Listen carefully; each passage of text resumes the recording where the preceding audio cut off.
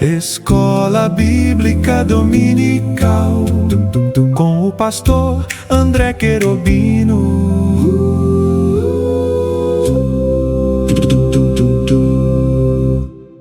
Graça e paz, meus queridos, que Deus abençoe a sua vida e a sua família.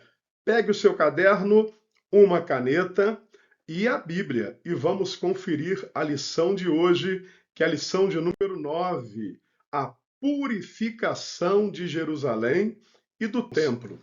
Iniciamos hoje a lição número 9, que tem como tema central a purificação de Jerusalém e do templo.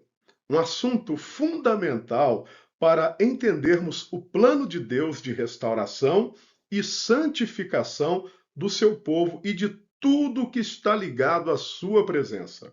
Nosso texto-chave está em Zacarias capítulo 14, versículo 21, onde lemos que todas as panelas em Jerusalém e em Judá serão santas ao Senhor dos Exércitos.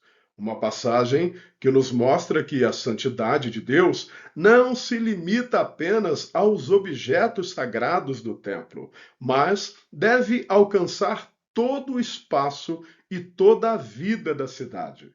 A verdade teológica que guia nosso estudo, conforme o professor e pastor Leandro Rosa da Silva, nos ensina que, após o exílio, as tradições religiosas foram repensadas. Deus quer que os rituais não sejam apenas atos externos, mas meios de transformar o coração e a sociedade, separando o que é santo do que é profano e ensinando o povo a viver de acordo com sua vontade.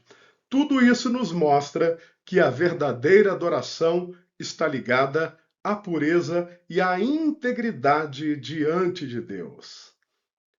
Nossa leitura bíblica congregacional de hoje está dividida em dois trechos muito importantes. Ezequiel capítulo 43, versículo do 1 ao 5, e Zacarias capítulo 14, versículo 9, versículo 20 e o versículo 21. Em Ezequiel, vemos o momento em que a glória do Senhor retorna ao templo, vindo do Oriente pela mesma porta pela qual havia partido por causa da idolatria e do pecado do povo. A presença divina enche novamente o lugar santo, o que significa que Deus não abandonou o seu povo para sempre. Ele restaura a comunhão quando há arrependimento e preparação para isso. Já em Zacarias temos uma visão ainda mais ampla. O Senhor será rei sobre toda a terra. Haverá um só Deus e um só nome, e a santidade vai marcar até os objetos mais simples, como os guizos dos cavalos e as panelas, mostrando que não haverá mais divisão entre o que é sagrado e o que é comum. Tudo passará a pertencer e a refletir a Deus. Essas leituras nos preparam para entender que a restauração não é só de um prédio, mas de toda a relação entre Deus e a humanidade. Nós temos aqui um slide da leitura semanal da nossa revista, que você pode pausar o vídeo, para poder estar acompanhando. Em Ezequiel capítulo 43, do versículo 1 ao 5, o retorno da glória de Deus não é apenas a reconstrução de um edifício. É a restauração da aliança e da presença de Deus com o seu povo, que havia sido perdida por causa do pecado. O templo só é santo porque Deus escolhe habitar ali. Já em Zacarias, capítulo 14, a purificação vai além das paredes do templo. Ela chega a toda Jerusalém e a todas as atividades do dia a dia. A inscrição Santidade ao Senhor, que antes ficava só na testa do sumo sacerdote, agora está em tudo, porque o reino de Deus transforma toda a realidade. Isso nos ensina que a nossa esperança não é só um futuro distante, mas um chamado para vivermos já hoje com santidade, justiça e verdadeira adoração, pois tudo o que somos e fazemos deve ser consagrado a ele. Para entendermos tudo isso, precisamos lembrar o contexto histórico. Em 586 a.C., Jerusalém e o templo foram destruídos e o povo levado para o exílio na Babilônia. Isso não foi só uma derrota política, mas uma crise de fé. Como entender a fidelidade de Deus diante de tanta ruína? O povo ficou sem terra, sem rei e sem templo, perdendo a sua identidade.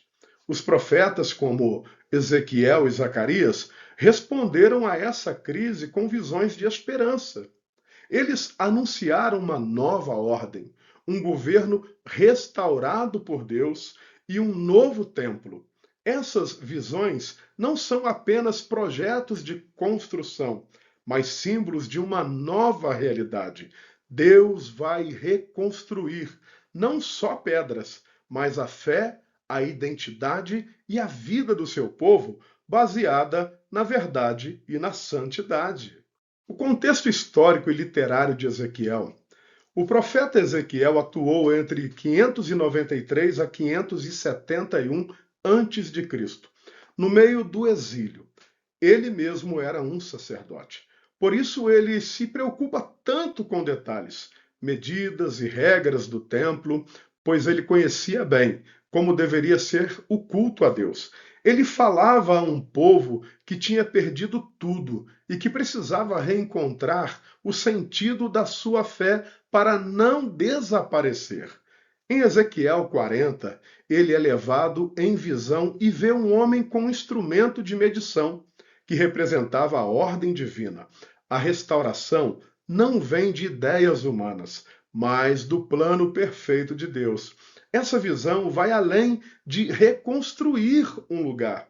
Ela anuncia um novo começo, onde o espaço santo refletirá a santidade, a justiça e o governo de Deus, respondendo ao desejo do povo de voltar ao propósito de Deus de habitar entre eles.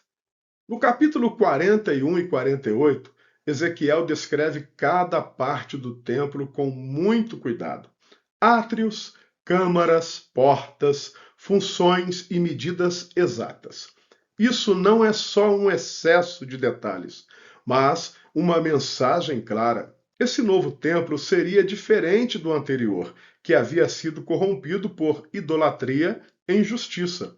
Agora, tudo é organizado para separar bem o santo do profano, impedindo os erros do passado. Essa descrição também responde aos erros dos líderes antigos, que exploravam o povo e não faziam justiça. No novo templo, o governo será justo, a economia será correta e o culto estará ligado à ética. No Novo Testamento, vemos isso cumprido em Jesus, que purifica o templo e ensina que o verdadeiro lugar santo é a presença de Deus e que a verdadeira adoração está ligada à justiça e ao amor ao próximo. Em Ezequiel 47, temos uma imagem maravilhosa. As águas que saem debaixo do templo, que crescem, fluem para o deserto e chegam até o Mar Morto, transformando a água salgada em doce, trazendo vida e cura. É uma inversão simbólica de um lugar que antes representava morte e destruição. Agora sai vida em abundância. Isso nos mostra que a restauração de Deus não é só para Israel, mas para toda a criação e aponta para o que vemos no Apocalipse. A água da vida que sai do trono de Deus. Zacarias 14 amplia ainda mais. O Senhor será rei sobre toda a terra. Todas as nações virão adorar e tudo será santo. Essa visão nos ensina que o plano de Deus é universal.